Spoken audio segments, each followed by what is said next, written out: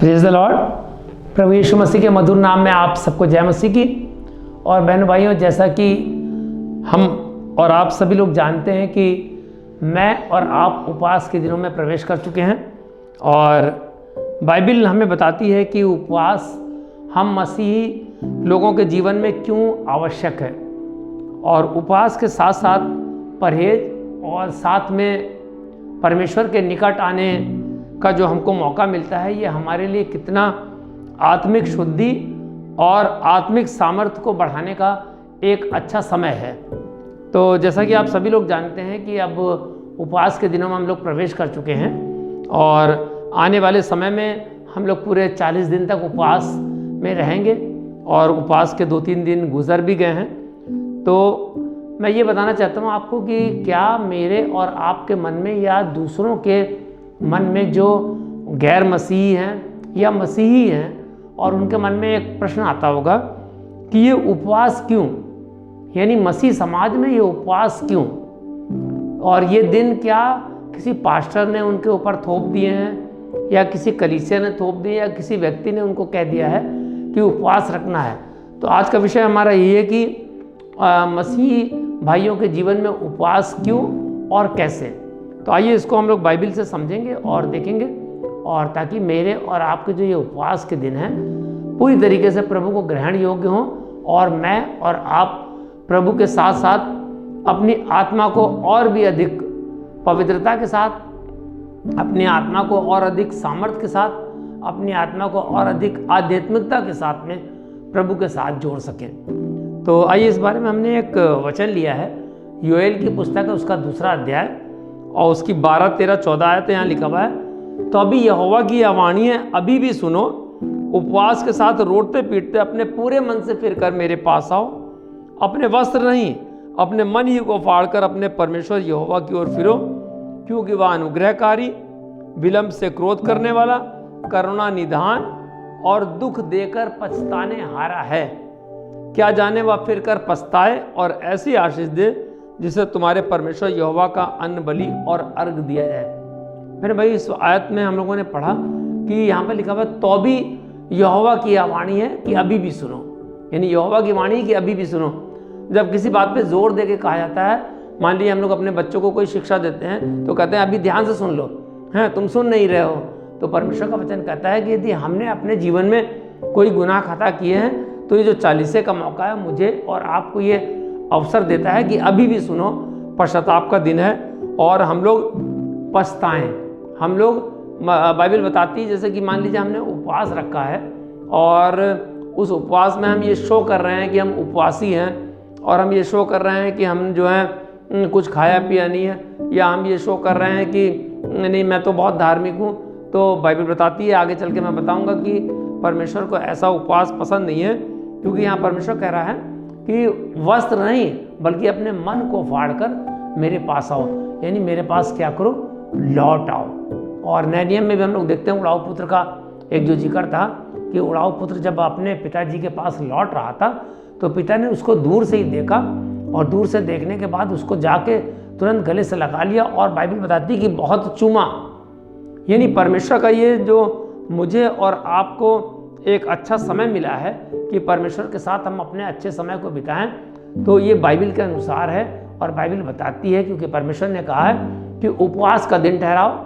और इसी में जब हम लोग आगे 15, 16, 17 आयत को पढ़ते हैं तो उसमें लिखा हुआ है कि सियोन में नरसिंगा फूंको, उपवास का दिन ठहराओ और महासभा का प्रचार करो, लोगों को इकट्ठा करो, सभा को पवित्र करो और पुरानियों को बुला लो, बच्चों और दूध पियों को भी इकट्ठा करो। दूल्हा अपनी कोठी से और दुल्हन भी अपने कमरे से निकल आए। याजक जो यहोवा के टहलुए हैं वे आंगन और वेदी के बीच में रो रो कर कहें, हे यहोवा अपनी प्रजा पर तरस खा और अपने निज भाग की नाम धराई ना होने दे। अन्य जातियां उनकी उपमा देने क्यों पाएं और जाति जाति के लोग आपस में क्यों कहने पाएं कि उनका परमेश्वर कहाँ रहा। यानी बहनों भाइयों, परमेश्वर का ये वचन मुझे और आपको बता रहा है कि परमेश्वर चाहते हैं कि इन उपवास के दिनों में हम लोग सभाएं करें। इन उपवास के दिनों में हम लोग छोटे बच्चे से लेकर, दूध पीने का मतलब है कि जो छोटे बच्चे गोद में रहते हैं, उनसे लेकर पुरानियों का मतलब है बुजुर्ग लोगों तक सबको इकट्ठा कर लो, महासभा का प्रचार करो और दूल्हा और दुल्हन भी अपनी कोठरी से निकल जाए। कहने का मतलब ये है कि परमेश्वर युवा लोगों को भी ये संदेश देना चाहते हैं कि जो उपवास के दिन है, जो मैंने ठहराए हैं और जो तुम्हारे पश्चाताप के दिन है और जो तुमको मौका मिल रहा है, उन दिनों में यदि तुमने इस मौके का लाभ उठा लिया तो परमेश्वर का वचन कहता है कि मैं तुमको माफ़ कर दूंगा।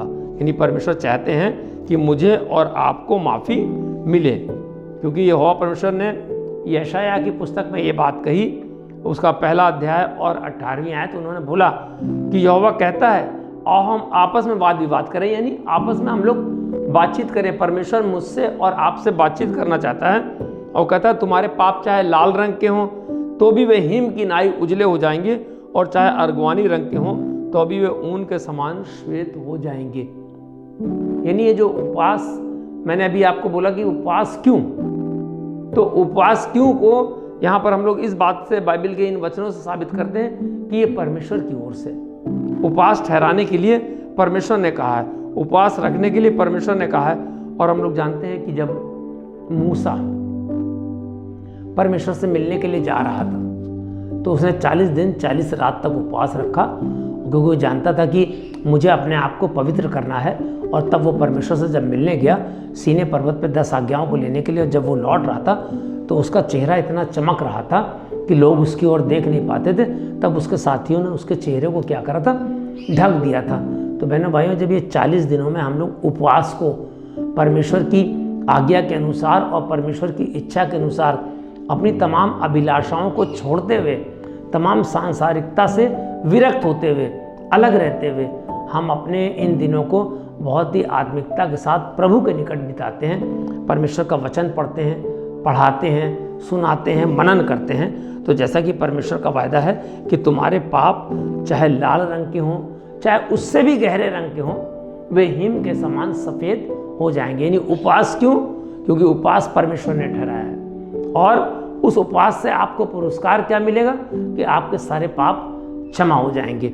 और इसी तरीके से यशायाह 43 और 25वीं आयत में लिखा हुआ है, मैं वही हूँ जो अपने नाम के निमित्त तेरे अपराधों को मिटा देता हूँ और तेरे पापों को फिर स्मरण ना करूँगा।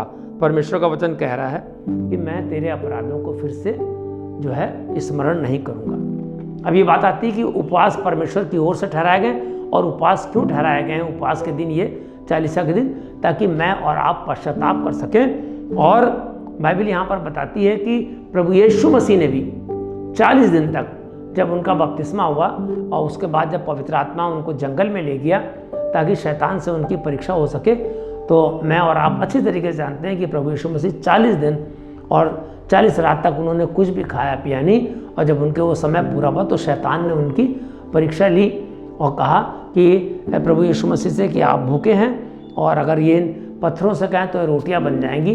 तो प्रभु यीशु मसीह ने उसका इनकार कर दिया। प्रभु यीशु मसीह ने कहा मनुष्य केवल रोटी से नहीं वरना हर एक उस वचन से जिंदा रहता है जो परमेश्वर की ओर से है। और ये वचन ही हम लोगों को उपवास के दिनों में शक्ति देता है। शारीरिक भोजन के लिए तो हम लोग शारीरिक अपनी ज़रूरतों को पूरा करते हैं, और शारीरिक भोजन लेके, यानी कि भोजन वस्तु जो भी हम लोग खाते हैं उससे हमारा शरीर फिट रहता है, ठीक रहता है। लेकिन आत्मिक भोजन क्या है? ये परमेश्वर का वचन। आत्मिक भोजन क्या है? इन दिनों में आराधना में सम्मिलित होना। आत्मिक भोजन क्या है? बैठ के साथ में संगति करना। आत्मिक भोजन क्या है? वचन को पढ़ना, मनन करना और दूसरों को सिखाना। यह है वास्तविक उपवास। प्रभु यीशु मसीह ने भी ये कहा था कि उपवास हमारा जो है, जब हम उपवास रखते हैं तो किसी को बताने की ज़रूरत नहीं है कि हम उपवास रखे हुए हैं। बताते हैं, प्रभु यीशु मसीह ने कहा कि तुम्हारा अपने सर पे तेल लगाओ, तुम्हारा चेहरा जो है रोशन होना चाहिए, और तुम ये ना दिखाओ कि मैं उपवासी हूँ, तुम्हारे चेहरे पर उदासी नहीं होनी चाहिए, ताकि जो तुम्हारा पिता गुप्त में देखता है वो तुम्हें प्रतिफल देगा, यानी इस उपवास का पुरस्कार देगा। और पुराने नियम में भी है कि जब हम अपने इन 40 के दिनों को उपवास, परहेज, प्रार्थना, आराधना के द्वारा अच्छी तरीके से पूरा करते हैं, तो बाइबल बताती है, यशायाह 44:22 में लिखा हुआ है, परमेश्वर कहता है कि मैंने तेरे अपराधों को काली घटा के समान और तेरे पापों को बादल के समान मिटा दिया, मेरी ओर फिर लौटा क्योंकि मैंने तुझे छुड़ा लिया है। यहोवा परमेश्वर ने पुराने नियम में इजरायली जाति के लिए कहा और नए नियम में हम लोग देखते हैं कि प्रभु यीशु मसीह ने कलवरी के क्रूस पे अपने लहू को बहा के मुझे और आपको छुड़ा लिया, यानी दाम देकर मुझे और आपको क्या करा, बचा लिया। तो जब प्रभु यीशु मसीह ने मुझे और आपको बचा लिया तो मेरा और आपका फर्ज बनता है कि मैं और आप प्रभु यीशु मसीह की निकटता में बढ़ते जाएं, इन 40 के दिनों को खूब अच्छी तरीके से पूरा करें। और लेकिन कभी कभी क्या होता है ना कि हमारे जीवन में बहुत से अच्छे से काम होते हैं लेकिन हम प्रभु को धन्यवाद नहीं देते। इन 40 के दिनों में हम लोग बिल्कुल भी इसको गंभीरता से नहीं लेते हैं। हम लोग अपने जीवन को पूरे 365 दिन की तरह ही गुजारते चले जाते हैं, जबकि कलीसिया की ओर से और बाइबल की ओर से ये 40 दिन जो हैं उपवास के, ये विशिष्ट तौर से मेरे और आपके लिए ठहराए गए हैं। और ऐसा कि बाइबल में लिखा हुआ है, प्रभु यीशु मसीह जब मत्ती की पुस्तक 11वें अध्याय और 20वें 21वें आयत में लिखा हुआ है कि प्रभु यीशु मसीह खुराजीन और बैतसैदा जैसे शहरों में गए और उन्होंने वहाँ पर उल्हाना दी और उन्होंने कहा, हे खुराजीन, हे बैतसैदा, जो सामर्थ के काम तुझमें किए गए थे, यदि वे सूर और सैदा जो दूसरे शहर हैं उनमें किए गए होते तो कब का वो टाट ओढ़कर राख पर बैठकर उपवास करते और पश्चाताप करते। तो बहनों भाइयों, बाइबल मुझे और आपको बताती है ये उपवास और परहेज के दिन जो हैं ये पश्चाताप करने के दिन है। ये उपवास और परहेज के दिन परमेश्वर के और निकट आने के दिन है।